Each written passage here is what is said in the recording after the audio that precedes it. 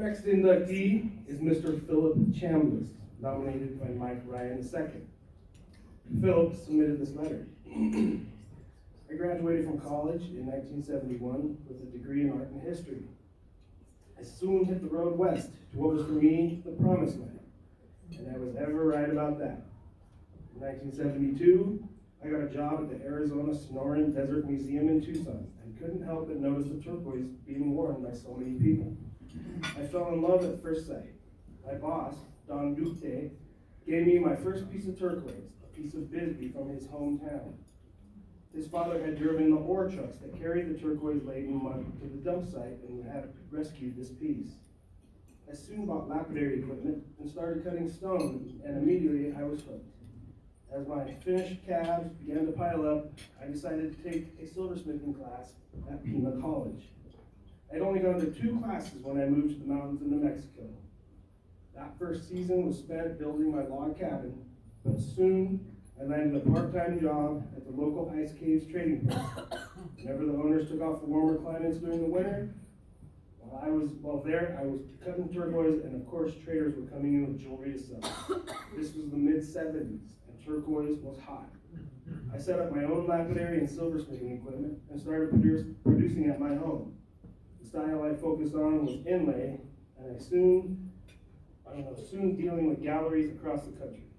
In the late 1980s, I moved to Santa Fe and learned from the jewelers who were driving the Santa Fe style movement, and that was an enriching experience. One of my friends was Doug Magnus.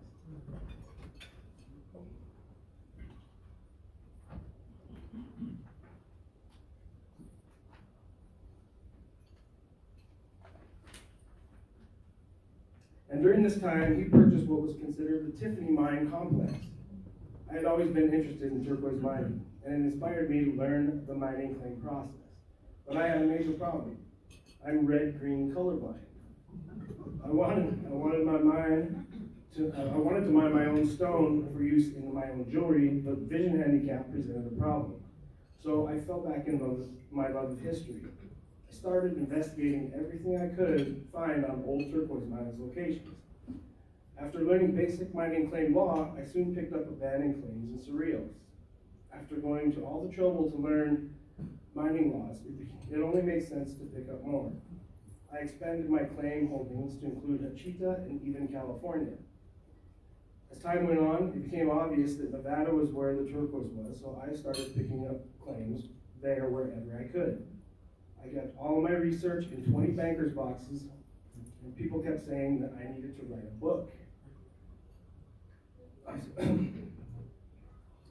Excuse me.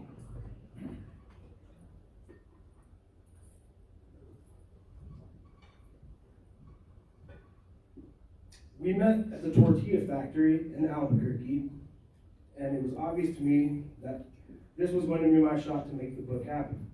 Then began the overwhelming chore of reducing 20 boxes of information into a narrative. After a couple of years, with Mike's focus, it was complete and published. Of course, after going through the learning process, it became obvious we had enough information to do a second book, which picked up where the first had ended, and Turquoise in America 1910 to 1990 was born. With 2 books covering 1890 to 1990, there was a need to take the stories up to present day.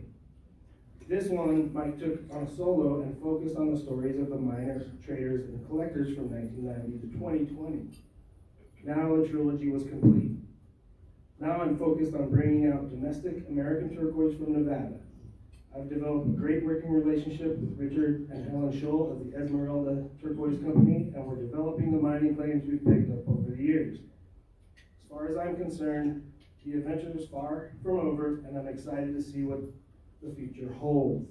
Please welcome Philip Chambliss.